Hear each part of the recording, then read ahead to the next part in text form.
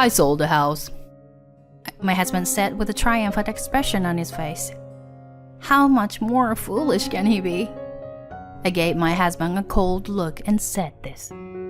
"You know nothing, do you?" My name is Carmen, a 38-year-old office worker. It has been 7 years since I married Adam, my husband. We met through work. Mr. Miller, the department manager of a client I was handling, introduced us. At first, I was a little confused. Since Mr. Miller has done so much for me, I couldn't just refuse. But I also had concerns about being introduced to someone strange. Anyway, I decided to meet him. Then, one day after work, we had dinner at a nice restaurant with Mr. Miller and the man he introduced. As I nervously entered the restaurant, I saw Mr. Miller and a very refreshing man. Honestly, I fell in love with him at first sight. "Nice to meet you. I'm Adam. Thanks for coming today." "Nice to meet you too. I'm Carmen." "Sorry, this guy's too serious and a bit rigid. But he's a good guy. I thought he could be a perfect match for you, Carmen." After Mr. Miller introduced him to me, we had various conversations. It seemed that we both had a good impression of each other, and we exchanged our numbers. We also made plans to meet again, just the two of us. Soon after, he asked me out on a date, and we officially started dating. Adam was a fun and eloquent person when we were alone together. I remember thinking that we could have a great time together in the future. Even Mr. Miller, the matchmaker, was happy about our relationship. From there, we continued our relationship, and 3 years passed in the blink of an eye. And finally, he proposed to me. That's how we got married. I was glad that I could give good news to Mr. Miller, who treats us like his own children. After that, we went to visit each other's parents and had formal meetings between the families, and we started preparing for the wedding. The wedding was just as we had imagined. It was wonderful. We're very satisfied. And so, our newlywed life as husband and wife began. It was just amazing, and I felt happy every day. Since we both had jobs, we had limited time to relax on weekdays. But we made up for it by going out together on weekends, watching movies at home, and creating quality time as a couple. Since my husband is not good at housework, I mainly handle the cooking. Sometimes it can be a burden, but when I see my husband enjoying my cooking, I feel like making more for him. In the meantime, my husband got promoted to manager. His salary increased significantly, and he was filled with motivation. I also worked hard and achieved results, not to be outdone by my husband. It's a good state to be able to focus on our jobs. And with higher income, we had more money to spend. So we went on trips during holidays and had fulfilling weekends. In this way, time flew by, and 5 years had passed since we got married. One day, my husband came up with a proposal. "Should we buy a new house? Our incomes are high and we have decent savings. Our current house is a bit small, and it's a good opportunity to think about the future." I agreed with my husband, and we decided to buy a house together. We visited the real estate agency several times and searched for our ideal house. After a few months, we found a house that perfectly matched our criteria. We moved in right away and started our life in the new house. It's very comfortable. The house had more rooms and a great location, so it was relatively expensive, but we considered it a long-term investment. I believe that decision was a good one. When the house is comfortable, it helps balance our lives. We were able to focus more on our jobs than before. Before I knew it, I got promoted in my company, and my income increased even more. Time flew by, and although we were still leading a relatively happy life, there was one problem. We were having difficulty having children. We started trying to conceive shortly after getting married, so we were starting to feel a sense of urgency. Due to the influence of this issue, the communication between us as a couple started to decline slowly. Lately, my husband's been coming home later, and we rarely have meals together. I believe it's important to share meals together, but it seems like my husband doesn't understand that. Frustrated by these days, I couldn't help but complain to my husband. Hey, can we make more time for each other as a couple? I'm not saying you shouldn't go out for drinks, but we hardly spend any time together anymore. Then he said, I go out for drinks for work reasons. I work hard to please my boss, take care of my team members, and advance in my career. It's all to pay off the mortgage for this house, you know? Instead of saying such pointless things, why don't you try increasing your income? But I was surprised and disappointed by my husband's cold words. I simply expressed my desire to have more time together as a couple. Why did it have to escalate to such hurtful comments? At that moment, I felt a little disappointed with my husband. Since then, I realized there was a gap in our feelings as a couple. From then on, our conversations decreased even further. He leaves for work early in the morning, comes back late at night. He has to work on Saturdays, and sometimes he goes out for drinks with friends. He only stays home on Sundays, but mostly sleeps until noon. And even when he wakes up, he eats lunch in silence and goes to his room. How did it come to this? I wanted to change this situation, so I told my husband that I wanted to talk to him and called him to the living room. What the hell? Can't you let me have Sunday off? I don't think we should be in this state. Why are you bringing this up all of a sudden? Don't you think we're unhappy as a couple? This is just a roommate situation. I want us to have proper conversations like we used to. Adam, what's on your mind? Oh, well, you know. By expressing my desperate feelings, my husband started to take it more seriously. Looking back on my behavior, I might have neglected our relationship as a couple. I'm sorry, but please understand that I've been working hard for us. It's been quite a pressure. Yeah, I understand. I also understand that you go out for work-related reasons. Right. Well, that's good. We'll do better. By having an honest conversation, we were able to resolve the Cold War situation a little. From then on, our conversations increased, and we started having meals together at home even on weekdays. Your cooking is delicious, Carmen. Thanks, I'm glad. It seems like we're slowly returning to being a happy couple as before. However, something unexpected happened during that time. Huh? Leukemia? I was diagnosed with leukemia at the hospital. I was completely stunned by this unforeseen situation.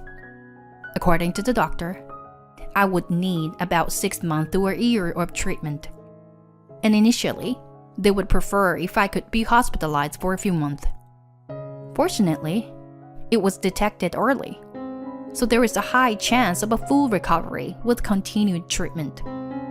Being diagnosed with a serious illness left me devastated, but knowing that it's not incurable brought some relief. And then, I told my husband about this when he came home from work. Leukemia? He was speechless, just like me. Yeah, but the chances of recovery are high, with treatment. Even so, it's a pretty serious illness, isn't it? Yes. I'll have to be hospitalized for a few months, starting soon. But I'll definitely get better, so don't worry. Yeah, I guess. You get better, right? My husband seemed quite shocked. After that, I went to the hospital with my parents to complete the admission process. Since it was a weekday, my husband couldn't take time off from work. And so, my hospitalization began. The nurse and doctors were very kind and helped alleviate my anxiety. My parents came to visit me every day, making sure I didn't get bored. But my husband rarely visited me. And even when he did, It was just for a short while after work, and only about once a week. I felt lonely and wished he would be more supportive as a husband. He could have been my biggest source of emotional support, but he wasn't there for me. My disappointment in him grew. However, for the time being, I decided to focus on my treatment and try not to think too much about my husband. 3 months passed, and I was discharged. From now on, I would continue treatment while working and visiting the hospital. I headed home with my parents, excited to be back after such a long time. But a problem arose. The key wouldn't fit in the lock. Helplessly, I pressed the intercom. And to my surprise, a stranger came out from inside the house. In this situation of not knowing who each other was, I listened to the story. It turned out they had recently bought this house. Confused, I immediately called my husband. Adam? I'm busy right now. Did you sell the house? Without consulting me? Ah, that. My husband laughed on the other end of the phone. Perfect timing. There are other things I need to talk about too. See you at the cafe. Still confused, I went to the cafe with my parents. It seemed like my husband didn't expect my parents to be there, and he looked surprised. But he quickly regained his composure and mentioned for us to sit down. Adam, what's going on? Why is someone else living in our house? 'Cause I wanted to end this with you. So I sold the house. I'll consider the proceeds from the sales as compensation. What? Compensation? What do you mean? Can't you figure it out? You couldn't even give me a child in over 7 years of our marriage. That alone disappointed me. And now you've even gotten a serious illness. Can you imagine the burden I've been carrying? That's why I'm demanding compensation for the emotional distress I've experienced. So, the sale of the house serves as the compensation. My husband had a smug look on his face as he said that. Could this person be any more foolish? I looked at him with cold eyes and said, You know nothing, do ya? Do you really think the money from selling the house would be yours alone? Why not? I bought that house in my name, so I should have all the right to sell it. Yes, you have the right to sell it, but we're married, and we purchased it together as a couple. That house is subject to division property. Besides, I was also paying the mortgage, so I have the right to claim half of the money from selling that. Don't mess with me. I want to acknowledge that. Whether you acknowledge it or not is irrelevant. But I will receive what I'm entitled to, including the compensation. Huh? What compensation? Because you've been having an affair, haven't you? What? Would you say that? Mom saw you leaving the house with a woman.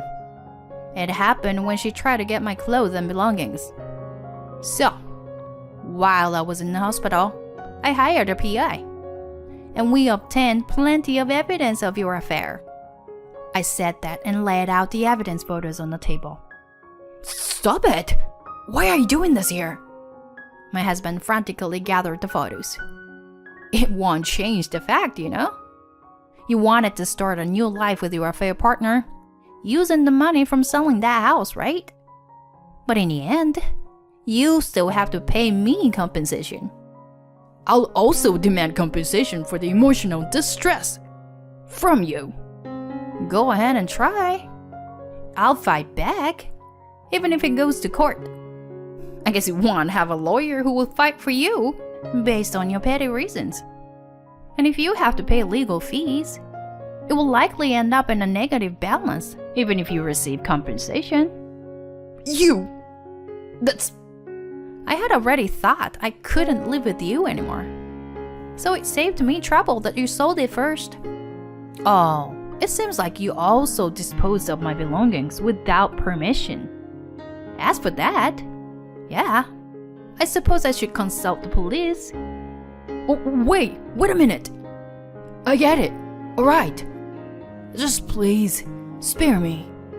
My husband suddenly pleaded with me, but there was no way I would forgive him for this. Before long, we each proceeded with the divorce process. When I reported the details of the divorce to Mr. Miller, he was outraged. Mr. Miller repeatedly apologized to me, even though he had done nothing wrong. Actually, at that time, Mr. Miller had been promoted and was in the position of executive director. It was terrible enough that my ex-husband had an affair while his wife was suffering from leukemia, and even sold the house without permission during my hospitalization. Perhaps due to his preoccupation with his mistress, my ex-husband's work attitude had become sloppy, and he became subject to demotion. His salary plummeted, and his career advancement came to a halt. Of course, my ex-husband, who suddenly became poor, was abandoned by his affair partner as well. It was all karma for his actions. I hope he experiences it fully. On the other hand, I returned to my parents' house and balanced work and treatment with their support. The treatment was progressing well, and the doctor told me that the chance of a full recovery were increasing. I intend to continue working and striving for a complete recovery.